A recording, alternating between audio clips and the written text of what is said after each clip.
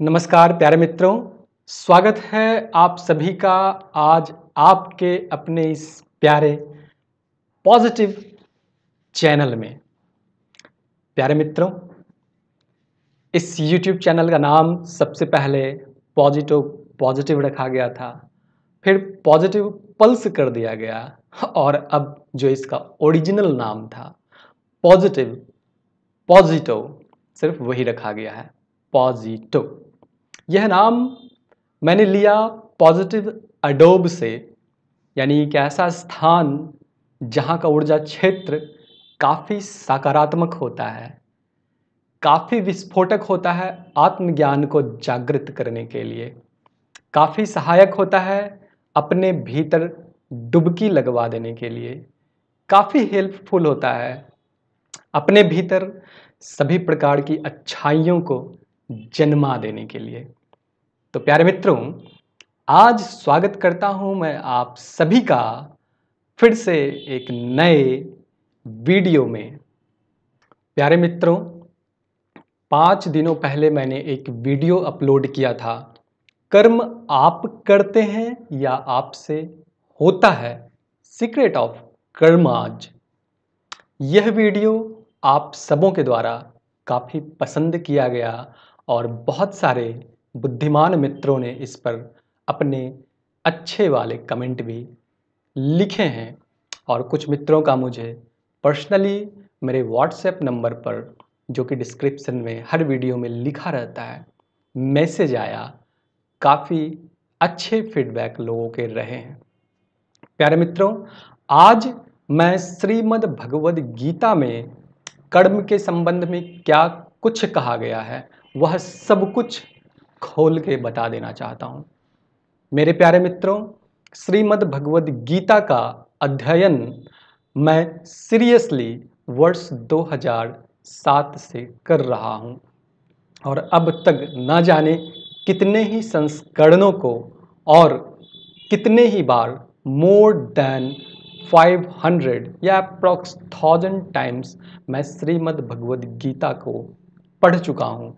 भिन्न भिन्न एडिशनों में भिन्न भिन्न लेखकों द्वारा उस पर की गई टिप्पणियों को, जिसमें से प्रमुख गीता जैसे रामकृष्ण मिशन आश्रम से जो निकलता है, उसमें भी 2-3 संस्करणों के मैंने गीता पढ़े।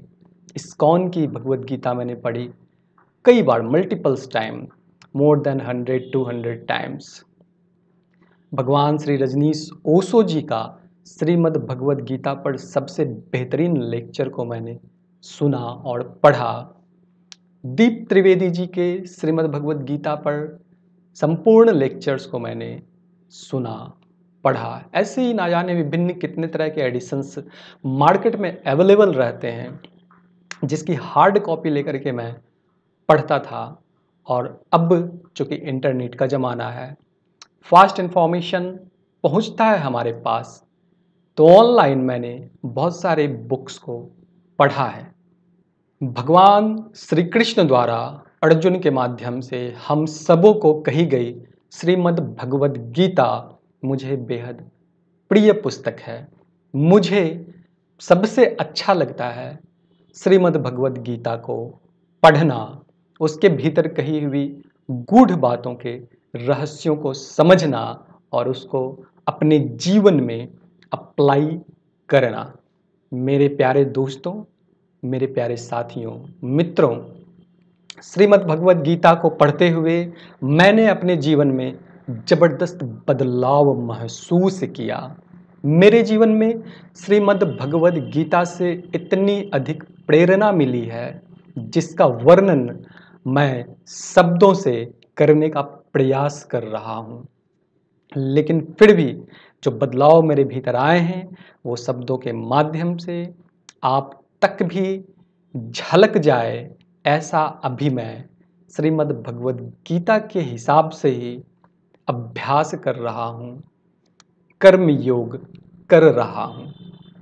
मेरे प्यारे मित्रों, श्रीमद् भगवद गीता में भगवान श्री कृष्ण ने कर्म के बारे में जो गूढ़ तत्व समझाया है, जो गूढ़ बातें कही हैं, जो रहस्य समझाया है, वह सब कुछ आज मैं आप सबों के सामने पूरी तरह से खोल करके रख देना चाहता हूँ, ताकि जिससे कि आप सबों के भीतर किसी भी प्रकार का कोई भी कन्फ्यूज़न, कोई भी डाउट्स दोबारा जिंदा ना बचे, ऐसी गुंजाइश ही मैं ख़त्म कर डालने वाला हूँ। तो मेरे प्यारे मित्रों, शुरू करते हैं श्रीमद् भगवद गीता के पहले अध्याय से लेकर के 18वें अध्याय तक कर्म के संबंध में जो कुछ भी ज्ञान श्री कृष्ण भगवान ने हमें दिया है, उस ज्ञान से मैंने क्या सीखा है, मेरे अपने क्या अनुभव रहे हैं, वो अनुभव मैं आप सबों से आज शेयर करने वाला हूँ। श्रीमद् भगवद गीता में दुनिया भर की तमाम बातें लिखी हुई हैं, सभी प्रकार का ज्ञान दिया गया है, जीवन के लगभग सभी पहलुओं को छुआ गया है, जो जीवन के सबसे महत्वपूर्ण पहलू हैं, जिस पर कि यदि हमने काम कर लिया तो हमारे जीवन में ज़बरदस्त बदलाव आ जाता है, ज़बरदस्त बैलेंस आ जाता है। ऐसी सारी बातों को श्रीमद् भगवद गीता में भगवान श्री कृष्ण ने हमसे बखूबी कहा है और हमें समझाया है। यह हमारा सौभाग्य है कि हमारे पास स्वयं भगवान श्री कृष्ण मौजूद हैं, और जो हमें ना सिर्फ श्रीमद् भगवद गीता के माध्यम से बाहर से हमें मोटिवेट करते रहते हैं, हमें ज्ञान देते रहते हैं, शिक्षा देते रहते हैं, बल्कि हमारे भीतर बैठ करके भी, हमारे अंतरात्मा में बैठ करके भी, हमारे अंतःकरण में बैठ करके भी हमारे इस शरीर और मन रूपी रथ का सारथी बने बैठे हैं, संचालन कर रहे हैं, और हमें भीतर से आत्म गुरु बन करके ज्ञान प्रदान करते जा रहे हैं। और हम सबको जीवन में सबसे बेहतरीन तरीके से जीवन संग्राम के युद्ध पर विजय प्राप्त करना सिखा रहे हैं, और वे स्वयं सारथी बनकर हमारे संपूर्ण इस शरीर के रथ को, मनोकायिक शारीरिक रथ को स्वयं अपने हाथों में लेकर संचालन कर रहे हैं और हमारा जीवन धन्य धन्य बना दे रहे हैं। मेरे प्यारे मित्रों, अर्जुन जब युद्ध के मैदान में अपने युद्ध के स्वाभाविक कर्म से भाग रहा था, तो श्री कृष्ण भगवान उसे जबरदस्ती पकड़कर युद्ध में लगवा देते हैं। युद्ध में लगवाने के लिए वे ज्ञान का सहारा लेते हैं, सत्य का सहारा लेते हैं। जो सत्य है जीवन का, वह अर्जुन को साफ साफ दिखा देते हैं।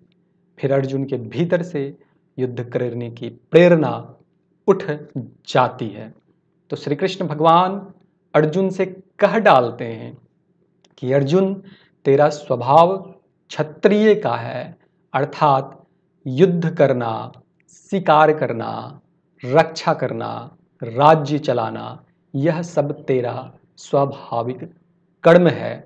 यानी कि तुझे स्वभाव में ऐसी वृत्ति मिली हुई है कि तू यही सब कर्म खूब बढ़िया से कर सकता है। तेरे से यही सब कर्म सबसे बेहतरीन तरीके से हो सकता है। तुझे नर्तक नहीं बनाया गया है, तुझे डांसर नहीं बनाया गया है, तुझे सिंगर नहीं बनाया गया है, तुझे फुटबॉलर और क्रिकेटर भी नहीं बनाया गया है। तेरे भीतर जो गुण दिए गए हैं, क्वालिटी दिए गए हैं, जिसमें तू रम जाता है, समाधिस्थ हो जाता है, ध्यान मग्न हो जाता है, ध्यान पूर्ण हो जाता है, एकाग्रचित्त हो जाता है, सब शुद्ध बुद्ध खोकर सिर्फ उस एकमात्र स्वाभाविक कर्म में डूब जाता है, वह है तेरा छात्र धर्म, वह है तेरा धनुर्धर विद्या का सदप्रयोग। श्रीमद् भगवद गीता पूरी तरह से साइकोलॉजिकल बुक है। मनोविज्ञान की उसमें जितनी जबरदस्त धारणा मिलती है, कॉन्सेप्ट हमें प्राप्त होता है, जितनी गहरी समझ उसमें मिलती है, वैसा कहीं और देखने को मिलता नहीं है। श्रीमद् भगवद गीता के माध्यम से भगवान श्री कृष्ण आपके सबसे बेहतरीन नस को पकड़ना जानते हैं। आपसे क्या संभव हो सकता है, आपसे कैसे कार्य हो सकते हैं, आपसे कैसे जीवन में तमाम तरह की खुशियाँ लौट कर लाई जा सकती है, वह सब कुछ भगवान श्री कृष्ण अपने श्रीमद् भगवद गीता में खोल खोल कर हर एक सूत्रों के माध्यम से हम सबों के सामने बता डालते हैं। तो मेरे प्यारे मित्रों, भगवान श्री कृष्ण सबसे पहले अर्जुन को यही समझाने का प्रयास करते हैं कि तेरा जो धर्म है वह क्षत्रिय धर्म है। तेरा जो स्वाभाविक कर्म है वह धनुर्विद्या का सदुपयोग करना है। तेरा जो स्वाभाविक कर्म है अपनी भुजाओं से, अपने शक्तिशाली बलशाली भुजाओं से राज्य की प्रजा की रक्षा करना, सबका सम्मान करना, सबका उत्थान करना, यही तेरा स्वाभाविक कर्म है। तू यदि पेंटिंग बनाने बैठेगा तो तेरा मन नहीं लगेगा पेंटिंग बनाने में। तू यदि बैठकर किताब पढ़ने लगेगा, तेरा मन नहीं लगेगा किताब पढ़ने में। तू यदि बैठकर तपस्या करने लगेगा जंगल में जाकर, तो तेरे से तपस्या भी संभव नहीं है, क्योंकि यह सब तेरा स्वाभाविक कर्म है ही नहीं। तेरे डीएनए में वो चीज़ें डाली ही नहीं गई है, वो चीज़ें इनकोड की ही नहीं गई है कि तुझसे सिंगिंग होगा, तुझसे डांसिंग होगा, तुझसे दूसरे तरह के कर्म होंगे। तो ना तो चिकित्सक है, ना डॉक्टर है, ना इंजीनियर है, ना साइंटिस्ट है, ना तू वक्ता है। तू इसमें से कुछ भी नहीं है। तू तो सिर्फ एक ही चीज़ है, वो है तेरा धनुर्विद्या में जबरदस्त रुचि होना, क्षत्रिय धर्म में जबरदस्त रुचि होना। तेरी जो सहज प्रवृत्ति होने वाली है, सहज तेरी जो लय लग जाने वाली है, वो है धनुष बाण चलाते हुए अपने लक्ष्य को भेदना। ये सारे काम तो खूब बढ़िया से कर सकता है और बहुत ही धुरंधर तरीके से कर सकता है, और तू धुरंधर धनुर्धारी है भी। तू सबसे शक्तिशाली है, सबसे बलवान योद्धा है, तेरे पास जबरदस्त हुनर है। तू जब धनुष बाण उठाकर अपने लक्ष्य को बेधता है तो तेरा मन तो वैसे ही समाधिस्थ हो जाता है, तू एकाग्र चित्त हो जाता है। तेरे मन से दुनिया की सारी बातें विलीन हो जाती है, सिर्फ लक्ष्य तुझे दिखता रहता है, और उस लक्ष्य पर तेरे बाण से निकली हुई तीर की सनसनाहट आवाज़ें तेरे कान को गुंजायमान करते हुए वह जो लक्ष्य को बेधती है, फिर उस बेधन से तुझे जो भीतर ज्वाय उत्पन्न होता है, जो खुशी तुझे मिलती है, जो आनंद तुझे मिलता है, वही तो तेरा धर्म है, वही तो तेरा स्वाभाविक कर्म है। तो मेरे प्यारे दोस्तों, अर्जुन के ही तरह हम सभी के भीतर भी कोई न कोई एक ऐसा टैलेंट होता है, कोई न कोई एक ऐसी खूबी होती है, कोई न कोई एक ऐसा कर्म होता है जिसको करते वक्त हम इस तरह से पूरी तरह से तल्लीन हो जाते हैं, उसमें डूब जाते हैं कि हम समाधिस्थ हो जाते हैं, सारी दुनिया जहान की बातें भूल जाते हैं। उस गाड़ी में हमारा चित्त ऐसा रमता है कि हम जबरदस्त आनंद को उपलब्ध होते हैं। तल्लीनता पर कल ही मैंने एक जबरदस्त वीडियो अपलोड किया है, उस वीडियो को आप ज़रूर देख लें। बातें खुलकर समझ में आप सबों के सामने आ जाएगी। तो मेरे प्यारे मित्रों, उसके बाद जो दूसरी साइकोलॉजी भगवान श्री कृष्ण अर्जुन से कहते हैं कर्म के संबंध में, कर्म की जो वे साइकोलॉजी कहते हैं, वो सब मैं आज आपसे खोलकर कह डालना चाहता हूँ। वह जो दूसरी साइकोलॉजी भगवान श्री कृष्ण अर्जुन से कहते हैं कर्म के संबंध में, वो ये कहते हैं, सबसे पहले तो वो आत्मा का ज्ञान दे देते हैं, सांख्य योग का। फिर उसके बाद कहते हैं कि जब तू कर्म करने जाएगा तो संसार का बनावट ऐसा है कि तुझे सर्दी, गर्मी, सुख, दुख मान, अपमान, जय, पराजय इत्यादि जैसे द्वंद्व का सामना करना पड़ेगा। ये सारे द्वंद्व तेरे जीवन में आते रहेंगे क्योंकि तेरी जो इंद्रियां हैं वे दोनों प्रकार की संवेदनाओं को तेरे भीतर भेजती रहेगी। जिस इंद्रिय से तुझे सुख का एहसास होता है उसी इंद्रिय से तुझे पीड़ा का भी एहसास होता है। जिस इंद्रिय से तुझे मान मिलता है सेम उसी इंद्रिय से तुझे अपमान भी मिलता है। तो तू इन सारे विषयों को सहन कर। भगवान श्री कृष्ण यहाँ पर कर्म करने को लेकर के सहन करने की बात हम सबों से कहते हैं। हम में से बहुत सारे लोग कर्म सिर्फ इसलिए नहीं करते हैं कि हमें लगता है अरे बाप रे बाप, बाहर बहुत ज़्यादा गर्मी है, बहुत सर्दी है, बहुत दुख होगा, बहुत पीड़ा होगी, बहुत तकलीफ होगा, शरीर दर्द करेगा, दुखेगा, श्रम करना पड़ेगा, पसीने चलेंगे, थकावट होगी। ये सब तमाम तरह की बातें सोच सोच करके व्यक्ति घबरा जाता है और कर्म से भाग जाता है।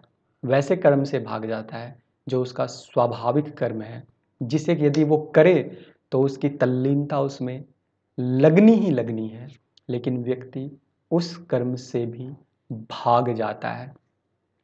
उसके बाद भगवान श्री कृष्ण अर्जुन से कहते हैं कि जो भी तेरा स्वाभाविक कर्म है उसे करने में तू ये सब दुख ना देख, संघर्ष ना देख, क्योंकि ये तो तुझे मिलना ही मिलना है।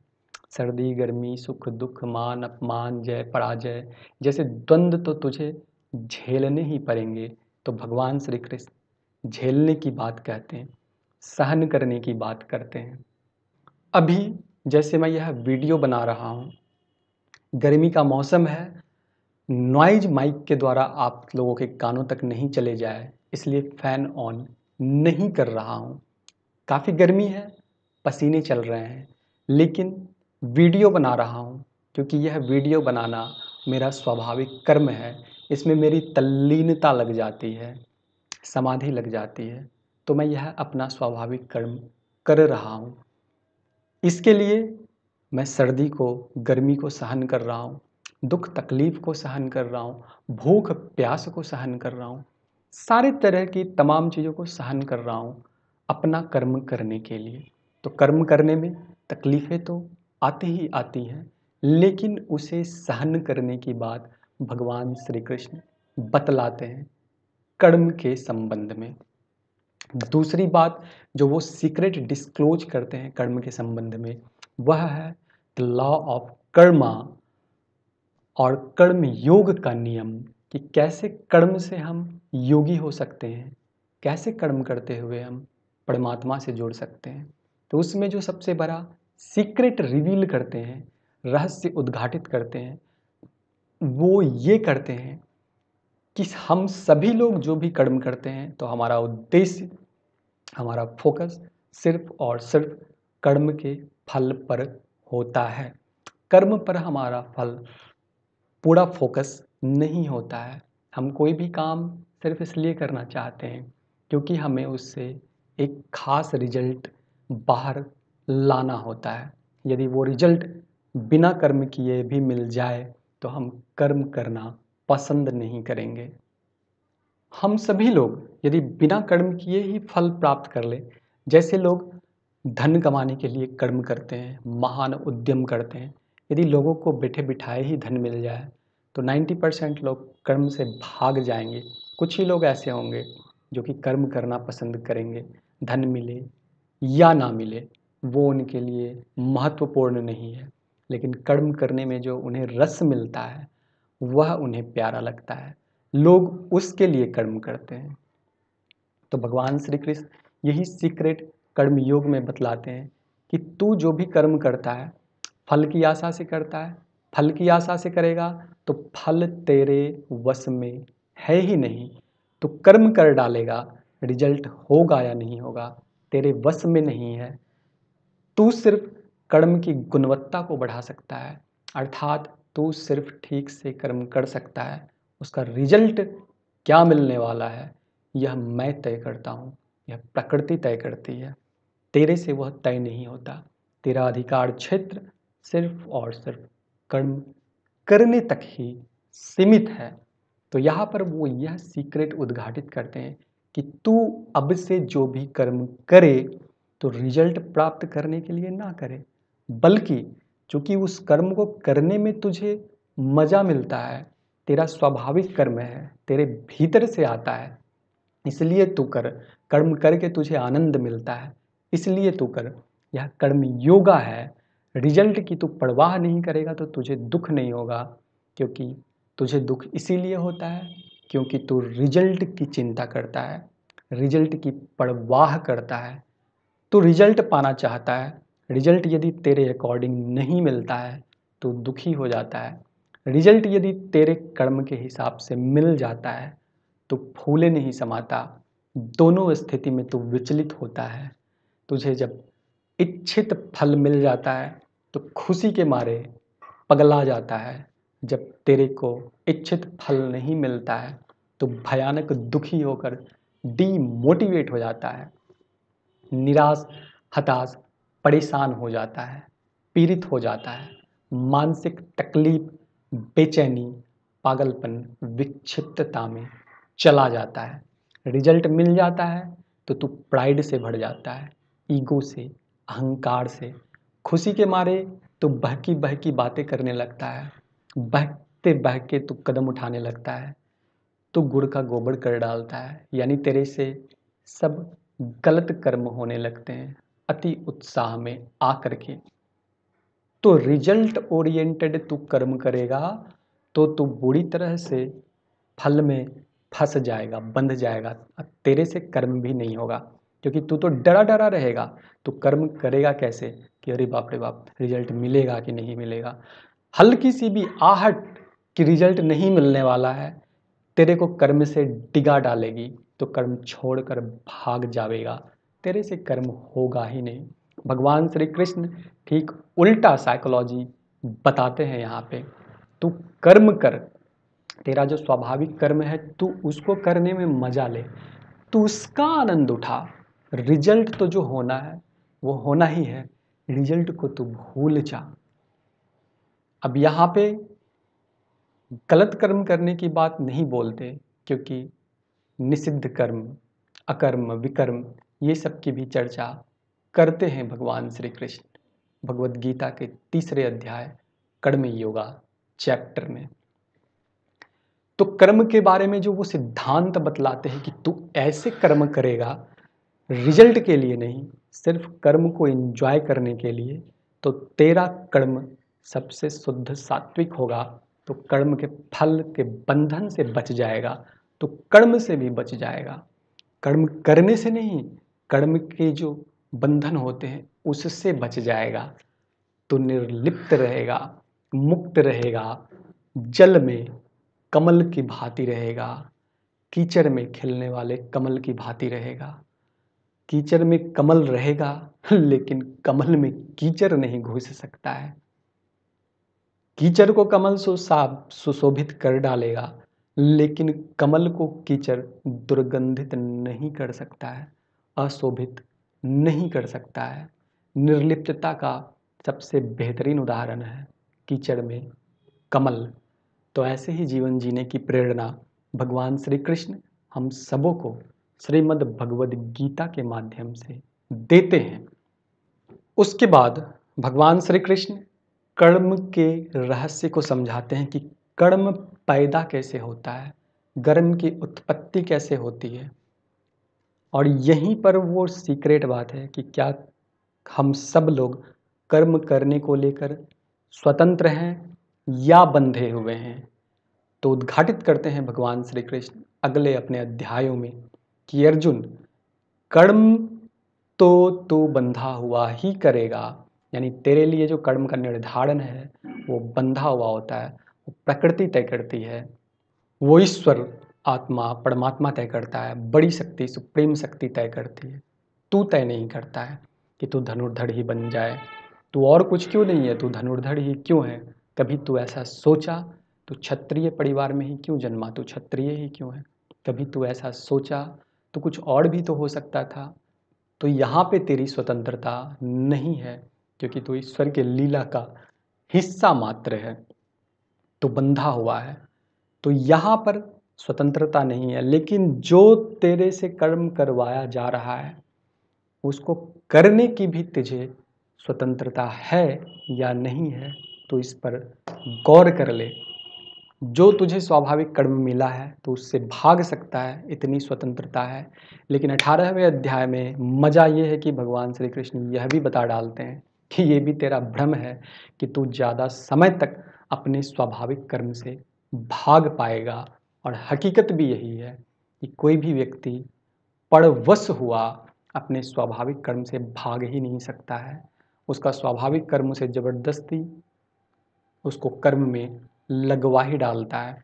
तो there is no escape from स्वाभाविक कर्मा। इस बात को जितना गहराई से और बहुत ही अपने भीतर तीव्रता से समझ लें, उतना जल्दी हम सबका कल्याण है।